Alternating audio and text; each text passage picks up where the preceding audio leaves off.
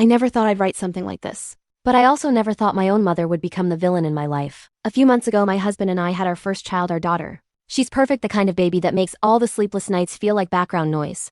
My mom was ecstatic at first. She cried when she held the baby in the hospital and promised she would always protect her. Fast forward to when the baby was about 6 weeks old. I was exhausted, my husband was back at work, and my mom offered to stay a few nights to help. I thought it would be a blessing, but instead it shattered everything I thought I knew about her. The first sign that something was wrong happened late one night. I heard the baby fussing and assumed my mom would get her because she insisted I sleep. But the cries didn't sound right. They were strained, almost muffled, and instinct made me get up.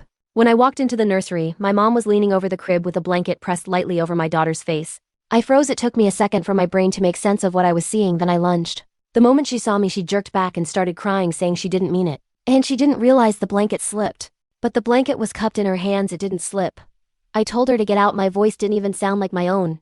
It was shaking so badly I could barely get the words out. She kept insisting it was an accident, swearing she'd never hurt the baby, but I couldn't even look at her. My husband drove her home that night because I was too afraid to let her anywhere near the baby again. The next morning she sent a long message saying she'd been overwhelmed, that something came over her, and that she needed help. She begged me not to tell anyone, and begged me to let her come back and prove she wasn't a danger. I didn't respond. I did, however, install cameras in the nursery and living room, and I told my pediatrician and my therapist. After talking with them, I filed a no-contact order, and my husband supported it completely. My mother has since turned several family members against me. She told them I overreacted, that I imagined what happened because of sleep deprivation.